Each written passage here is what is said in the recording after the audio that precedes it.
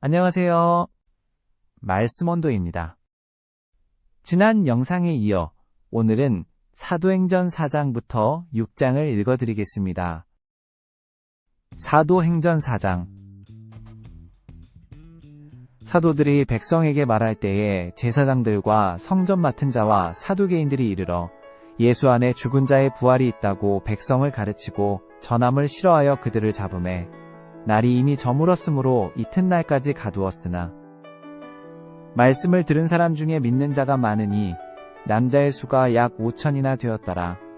이튿날 관리들과 장로들과 서기관들이 예루살렘에 모였는데 대제사장 안나스와 가야바와 요한과 알렉산더와 및 대제사장의 문중이 다 참여하여 사도들을 가운데 세우고 묻되 너희가 무슨 권세와 누구의 이름으로 이 일을 행하였느냐. 이에 베드로가 성령이 충만하여 이르되 백성의 관리들과 장로들아 만일 병자에게 행한 착한 일에 대하여 이 사람이 어떻게 구원을 받았느냐고 오늘 우리에게 질문한다면 너희와 모든 이스라엘 백성들은 알라. 너희가 십자가에 못 박고 하나님이 죽은 자 가운데서 살리신 나사렛 예수 그리스도의 이름으로 이 사람이 건강하게 되어 너희 앞에 섰느니라. 이 예수는 너희 건축자들의 버린 돌로서 집 모퉁이의 머릿돌이 되었느니라. 다른 이로서는 구원을 받을 수 없나니 천하 사람 중에 구원을 받을 만한 다른 이름을 우리에게 주신 일이 없음이라 하였더라.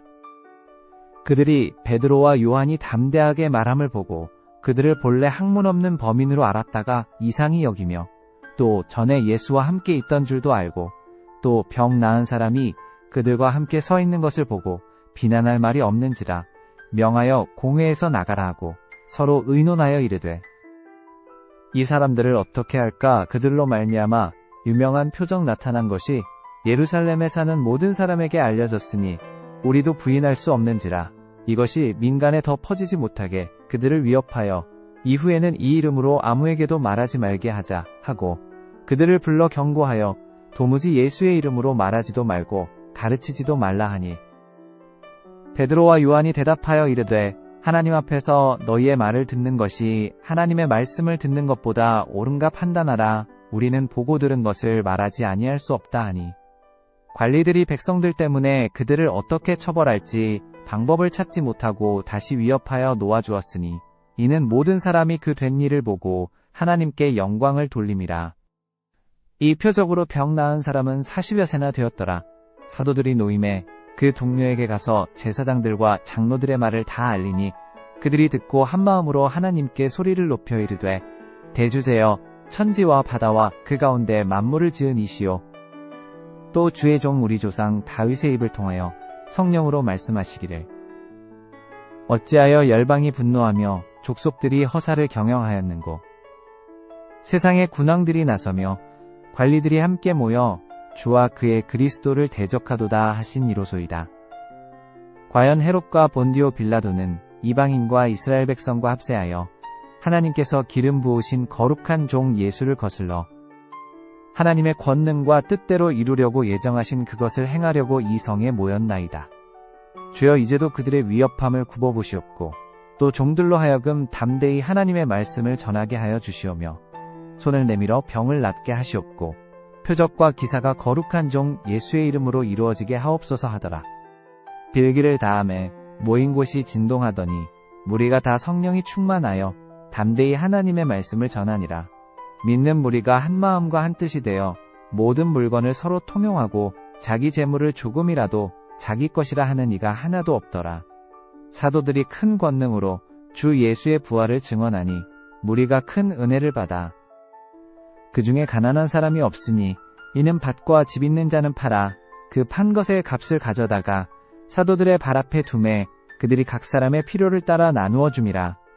구브로에서 난 레위족 사람이 있으니 이름은 요셉이라. 사도들이 일컬어 바나바라 번역하면 위로의 아들이라 하니 그가 밭이 있음에 팔아 그 값을 가지고 사도들의 발 앞에 두니라. 사도행전 5장.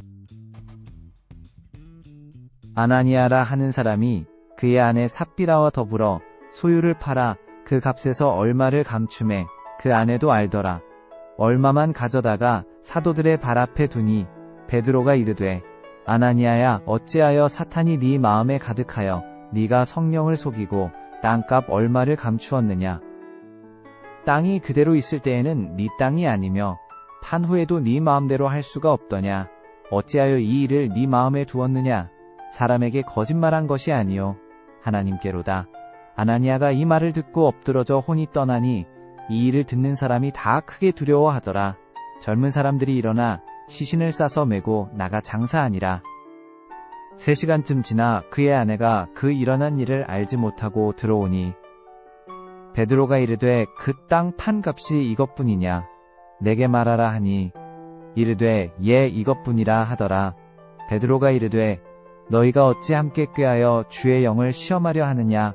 보라 내 남편을 장사하고 오는 사람들의 발이 문 앞에 이르렀으니 또 너를 메어 내가리라 하니 곧 그가 베드로의 발 앞에 엎드러져 혼이 떠나는지라. 젊은 사람들이 들어와 죽은 것을 보고 메어다가 그의 남편 곁에 장사하니 온 교회와 이 일을 듣는 사람들이 다 크게 두려워하니라. 사도들의 손을 통하여 민간의 표적과 기사가 많이 일어나매 믿는 사람이 다 마음을 같이하여 솔로몬 행각에 모이고 그 나머지는 감히 그들과 상종하는 사람이 없으나 백성이 칭송하더라. 믿고 주께로 나아오는 자가 더 많으니 남녀의 큰 무리더라. 심지어 병든 사람을 메고 거리에 나가 침대와 요 위에 누이고 베드로가 지날 때에 혹 그의 그림자라도 누구에게 덮일까 바라고. 예루살렘 부근에 수많은 사람들도 모여 병든 사람과 더러운 귀신에게 괴로움 받는 사람을 데리고 와서 다 나음을 얻으니라.